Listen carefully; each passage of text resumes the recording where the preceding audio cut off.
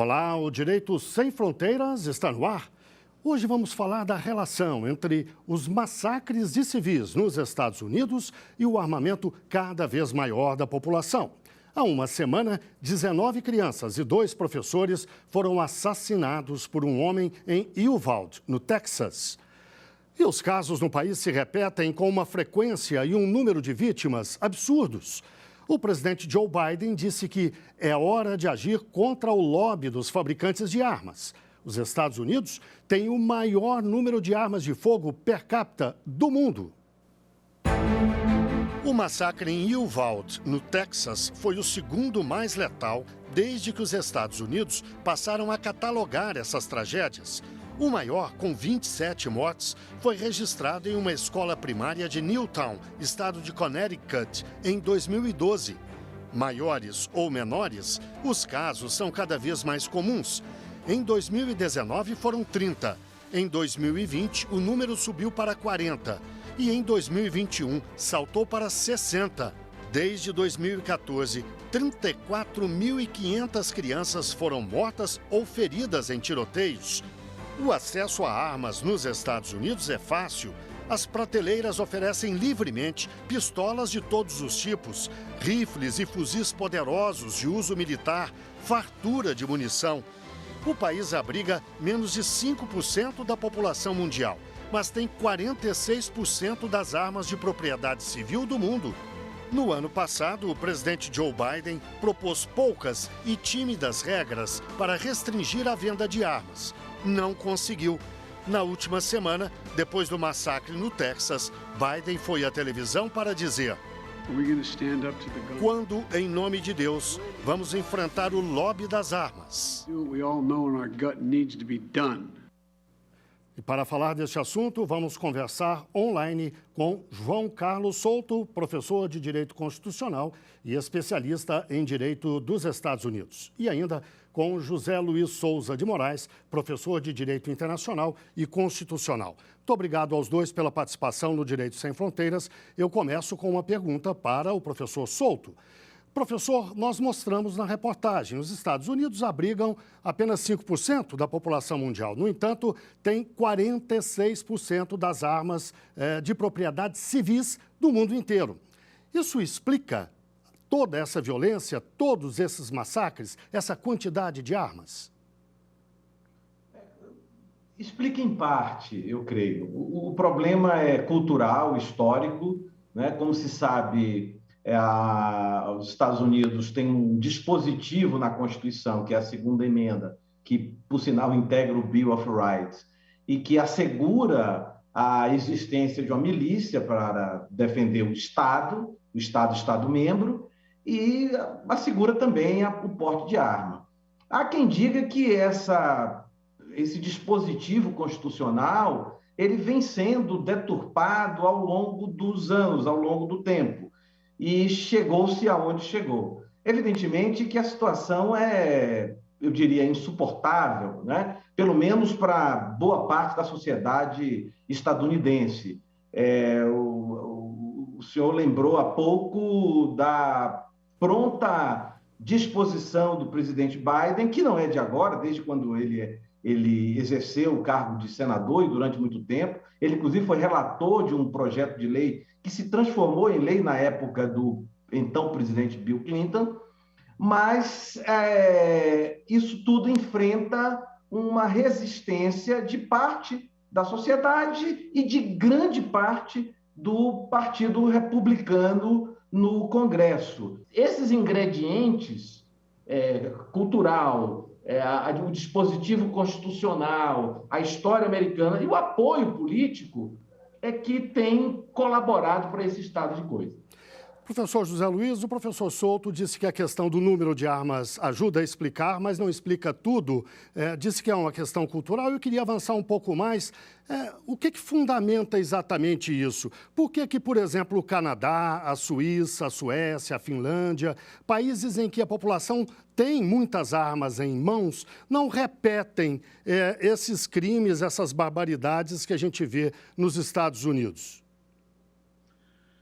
Bem, o que o professor Souto acabou de dizer é uma questão cultural muito forte, né? Os Estados Unidos, desde a sua fundação, ele nunca esteve fora de nenhum conflito. Ele sempre esteve envolvido em algum conflito armado.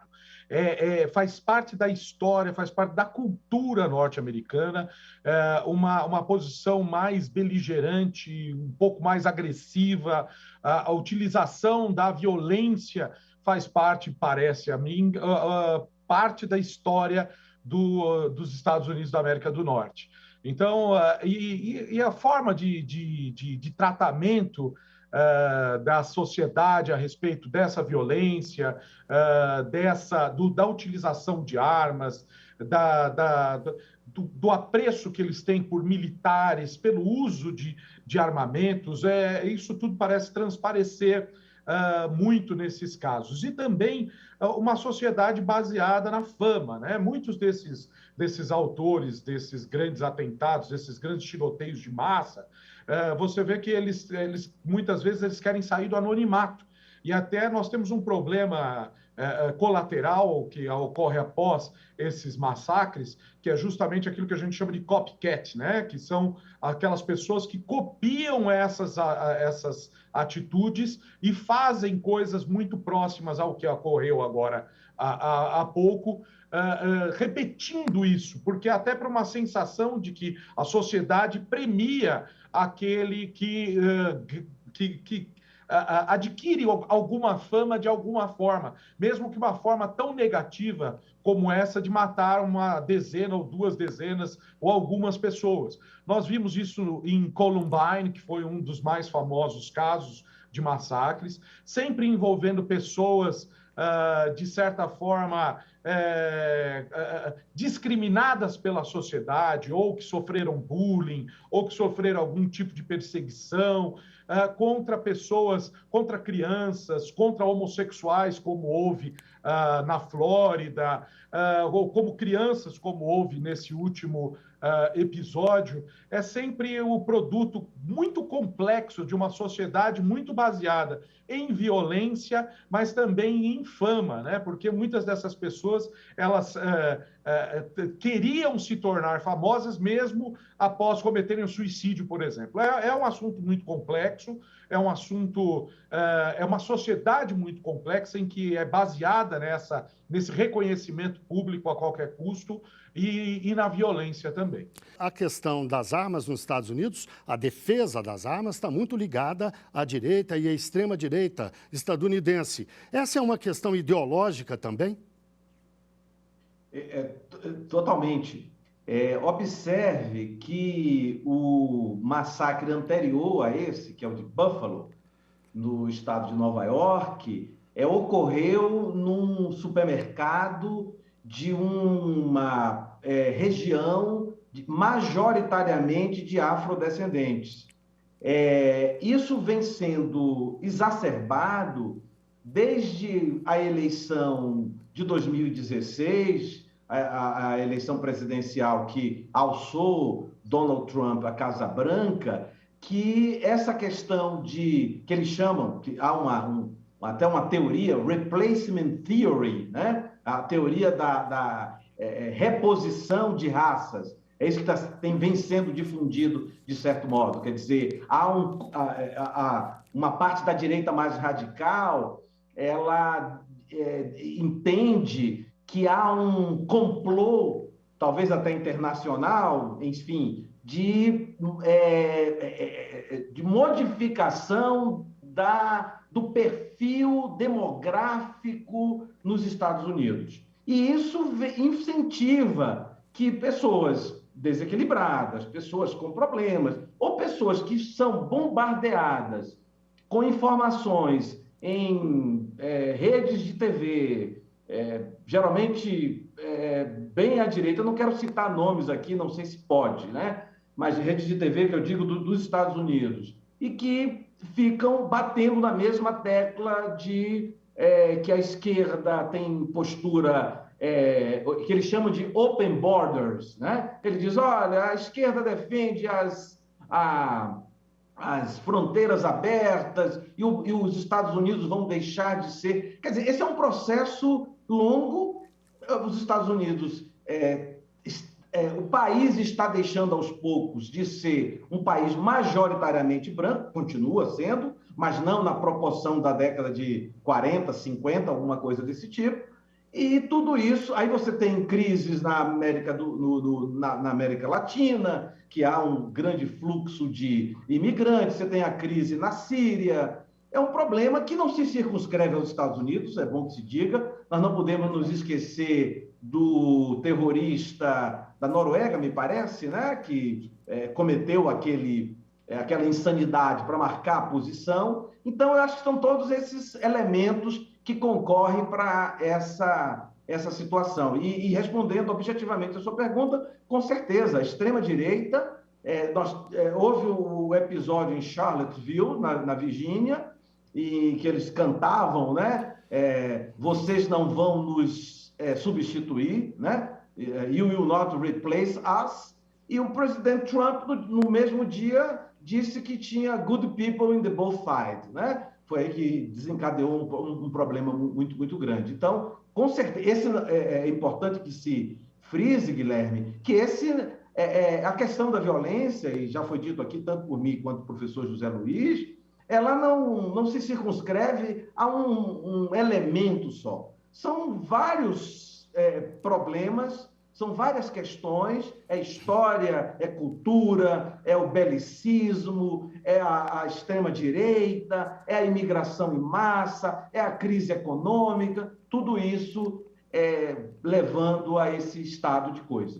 Mas esse de Buffalo, da semana passada, foram 10, né, num bairro, e o atirador, ele escolheu, ele estudou o local, ele foi lá em março,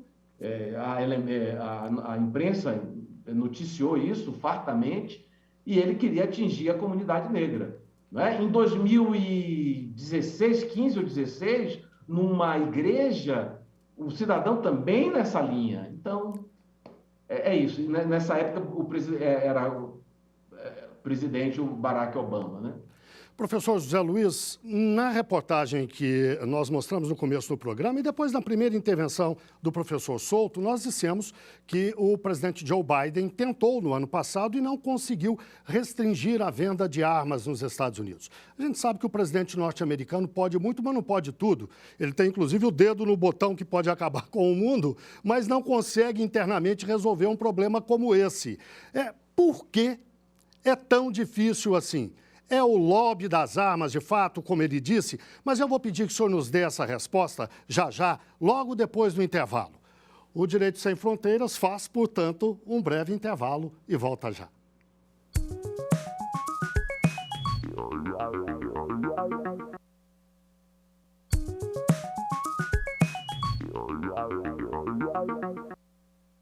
O Direito Sem Fronteiras está de volta. Hoje falamos sobre a relação entre os massacres de civis nos Estados Unidos e o armamento cada vez maior da população do país. Os nossos convidados são João Carlos Souto, professor de Direito Constitucional e especialista em Direito dos Estados Unidos. E ainda José Luiz Souza de Moraes, professor de Direito Internacional e Constitucional. Professor José Luiz, no bloco anterior eu deixei uma pergunta no ar para que o senhor respondesse agora. Qual é o poder de fato do chamado lobby das armas? O presidente Joe Biden, logo depois desse massacre no Texas, disse que é hora de agir, de acabar com o poder do lobby das armas. Ele consegue? O lobby é de fato responsável por tudo isso? É um dos responsáveis, né? Nós estamos falando sobre um assunto que nós percebemos desde o começo que é um assunto complexo, com diversas fontes é um assunto extremamente complexo. O lobby nos Estados Unidos, ao contrário daqui do Brasil, por exemplo, ele é uma profissão institucionalizada, ele é uma profissão reconhecida.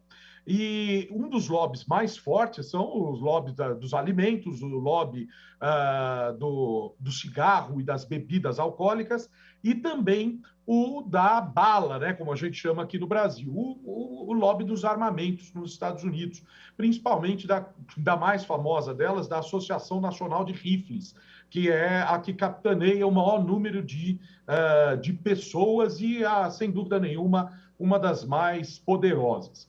É muito grande a influência de todos esses lobbies nos Estados Unidos, é muito grande a influência, inclusive, né, como um núcleo, né, de atuação do Partido Republicano, dos eixos do Partido Republicano, sim, a defesa cega da segunda emenda dos Estados Unidos, e conta com a maioria, se não a maioria, pelo menos a metade da população norte-americana é contra qualquer tipo de regulamentação, qualquer tipo de restrição ao acesso a armas. A gente tem que levar isso em consideração. Mesmo após esses graves acontecimentos como esse recente, ou como diversos outros, que a gente viu que só o ano passado foram 60 tiroteios em massa, mesmo assim, uma grande parcela da população norte-americana é contrária às restrições de acesso a armamentos. E essa divisão fica clara também, inclusive, no número de estados que têm um tratamento mais pernicioso da utilização de armas, inclusive sem registros ou sem maiores solicitações legislativas, né, como portes, como a necessidade de utilização do porte escondido a armas. Quer dizer que 25 estados, quer dizer, metade dos estados norte-americanos, permite o uso de armas de uma forma afrontosa. Então, assim, é um assunto muito complexo que, com certeza, o lobby age de uma forma muito perniciosa, de uma forma muito com uma defesa ferrenha de que não ocorra qualquer modificação legislativa, inclusive contra projetos de lei apontados pelo professor Souto aí, apresentados, inclusive, pelo atual presidente John Biden, que na época que era senador também apresentou projetos de lei para dificultar o acesso da população a armamentos e também a munição, né? Porque é muito fácil nos Estados Unidos, inclusive em supermercados, você comprar uma grande quantidade de munições, né? Então, fugindo a qualquer possibilidade de algo que você fale que é apenas para a defesa pessoal, né? Há grande resistência, inclusive, à utilização de armamentos pesados e principalmente de rifles de repetição, quer dizer, de metralhadoras que podem matar um grande número de pessoas em pouquíssimo espaço de tempo. Mas, mesmo assim, a grande parcela da população e o lobby norte-americano contrário a isso, que é a bancada da bala norte-americana. Professor Souto, o senhor é autor de um livro que fala de decisões, de grandes decisões da Suprema Corte norte-americana. Como é que a justiça norte-americana, como é que as leis e a Constituição do país tratam essa questão do armamento? Olha, os dois últimos julgados da Suprema Corte, um em 2008 e outro em 2010, mas o de 2008 é mais importante, é o caso do distrito da capital, né? DC, District of Columbia versus Heller. A Suprema Corte entendeu que a proibição do Estado membro ou de um órgão federativo ao uso de armas era inconstitucional, feria a segunda emenda. E é interessante que a proibição não era do porte de armas, a proibição era um detalhe de manter arma em casa depois que o cidadão deixou de ser policial. E ainda assim ela entendeu que a limitação feria o texto constitucional. Agora, o que é importante na data? 2008. 2008, nós temos duas situações na Suprema Corte que não se verificam mais. Nós tínhamos um juiz, um justice, que é o termo que eles usam lá, né? Que usa ministro do Supremo, lá usam justice. Associate justice, que são 8, e o chief justice, que é o presidente.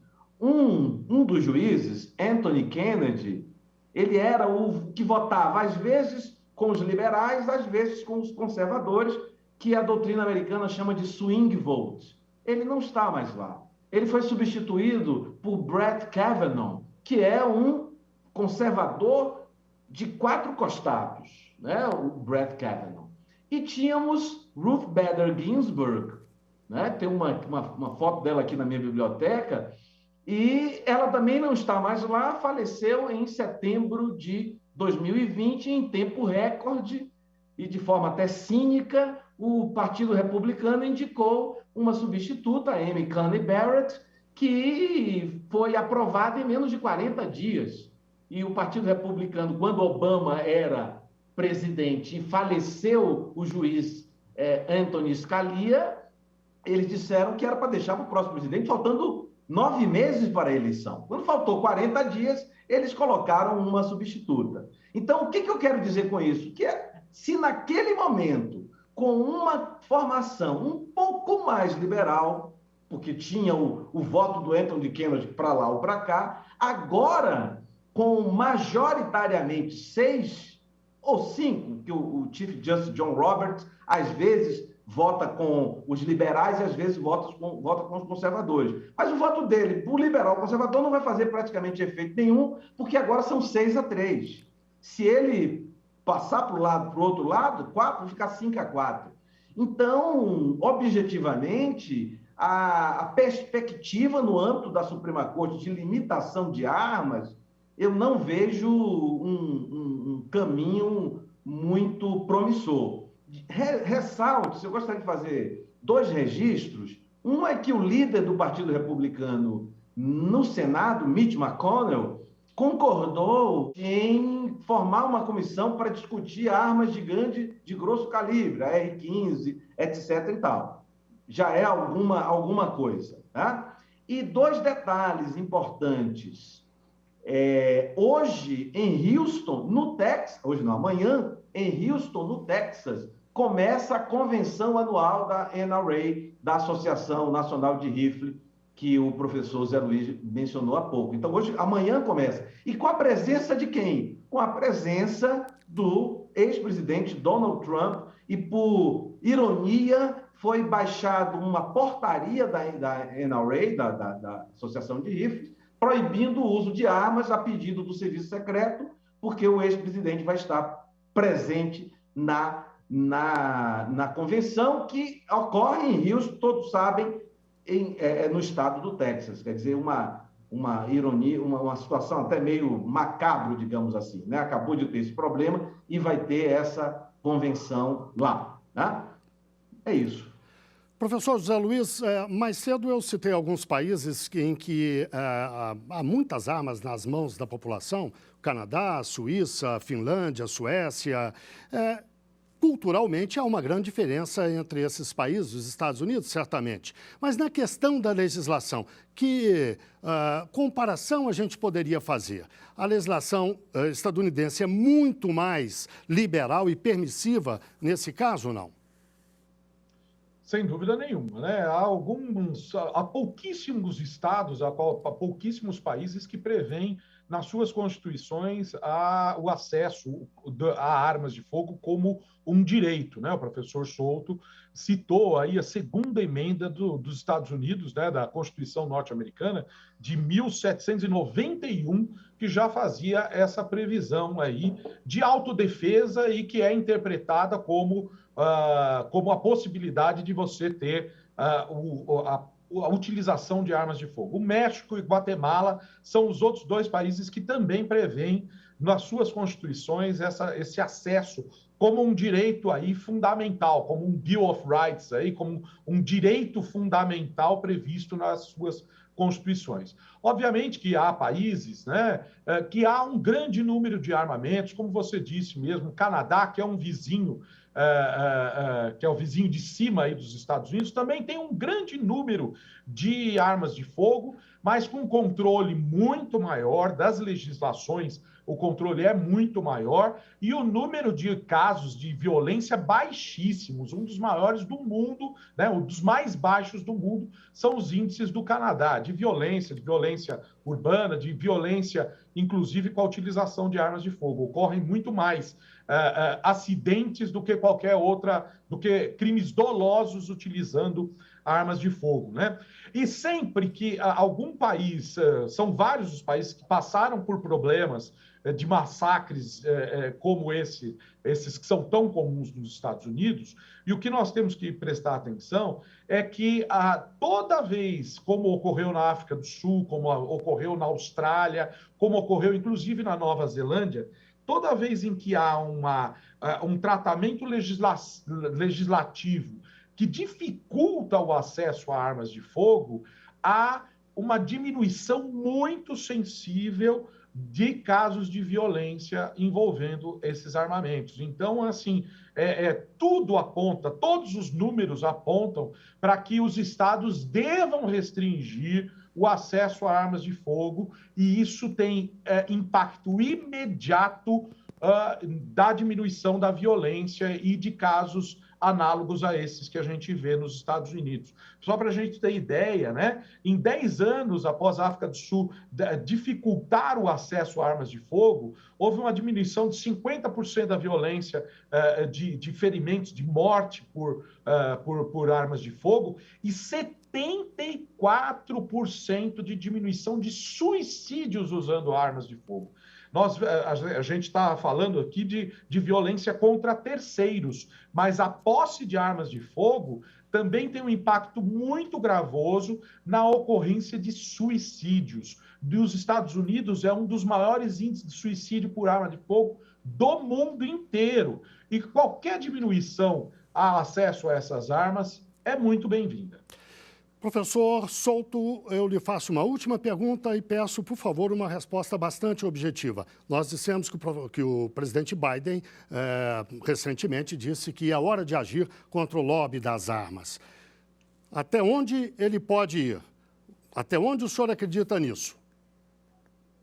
Olha, em tese, ele poderia ir muito longe, porque o Partido Democrata tem o controle da Câmara dos Deputados, com a presidente Nancy Pelosi, e tem o controle do Senado com a vice-presidente Kamala Harris e com o líder da maioria, Chuck Schumer, que é o senador pelo estado de Nova York. Mas existe a figura da obstrução nos Estados Unidos, que eles chamam de filibuster.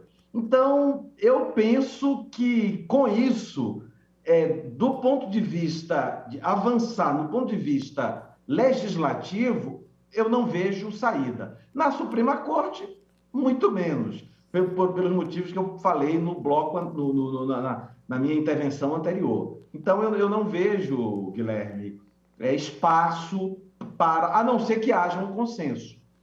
Depois do atentado em Buffalo, houve uma tentativa no Senado e foi rechaçada. Muito bem, eu agradeço muito a participação de vocês dois. Nós chegamos ao fim do nosso programa. Agradeço a participação do professor João Carlos Souto, professor de Direito Constitucional, especialista em Direito dos Estados Unidos, e também do professor José Luiz Souza de Moraes, professor de Direito Internacional e Constitucional. E muito obrigado, claro, a você que nos acompanhou. Não deixe de seguir a nossa programação no site da TV Justiça e também no nosso canal no YouTube. O nosso e-mail é direitosemfronteiras@stf.jus.br. Até o próximo programa.